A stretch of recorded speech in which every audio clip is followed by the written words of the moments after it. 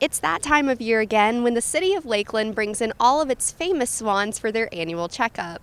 We're here at Lake Morton. It's about 7 o'clock this morning and the Swan Round-Up is about to begin. Since 1957, the swans have been a staple and icon of the city of Lakeland. They were gifted to the city by Queen Elizabeth II. And given their royal history, the city has always prioritized treating the swans with the utmost importance. For the last 43 years, this has included the annual Swan Roundup. City of Lakeland digital content creator Jamin Smith understands exactly how this event works. He's also here to capture footage for the creative content that will be produced by the City of Lakeland. Well, today is all about the swans. So we're kicking off the 43rd annual Swan Roundup here on Lake Morton.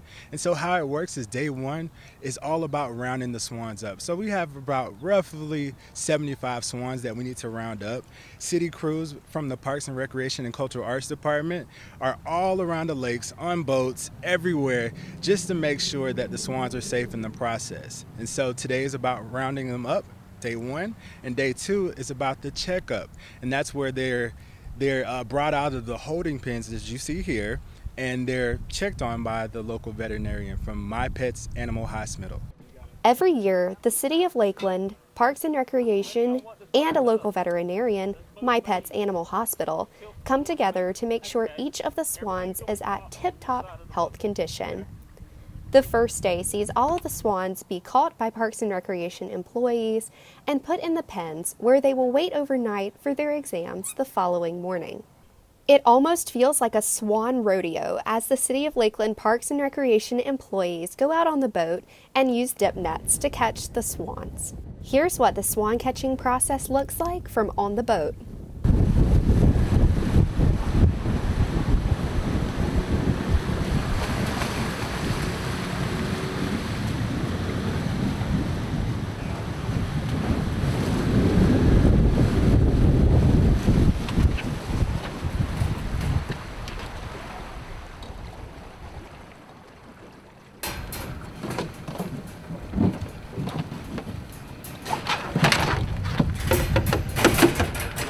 On day two of the event, the veterinarians and team from My Pet's Animal Hospital began arriving at Lake Morton around 7:30 a.m. Today, each swan will be checked with the microchip, they will be weighed, and their records will be checked, and any previous or pre-existing conditions will be checked up on. So we give every swan a individual physical exam, just like we would any dog or cat that came in to visit us. And we look for similar things. We look for sores on their feet. That's a condition called bumblefoot that happens if they're either a little too fat or walking on the roads too much because their feet are not designed for asphalt by any means.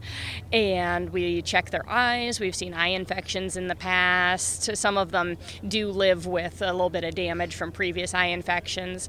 So we check how they're coping with that, make sure they're not losing any weight. And we take blood samples on some of the older ones to make sure they're not developing any health conditions. We also give them a dewormer injection and scan their microchip and make sure we have a good head count for who's here. All right, heart sounds great. All right, what's our ivermectin dose? 0.18. 0.18, perfect. Just feel a little. I love just getting to see them year after year and getting to know some of them. There was one year back when Willie, our South American black-necked swan, we were actually doing an interview and he pooped all over my husband while he was holding him in front of the camera, so that was kind of funny. Not only is the annual Swan Roundup important for the swans, it's important for the city as well. The entire city, including residents and local school children, come together to make sure that the swans are doing well. On day two, local residents have the opportunity to even hold a swan and help Dr. Dixon and her team as they give the swans their examinations. This has several purposes. Of course, to get all hands on deck during the exams, but also to teach local residents about the importance of the swans and to allow the students to have an up-close and personal experience with the animals that they would not normally be able to have.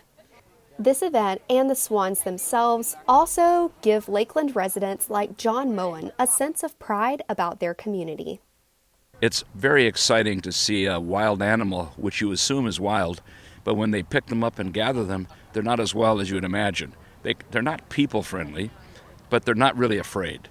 And I love it when they come down and give them vaccinations and they hold them and cuddle them. That's kind of cute.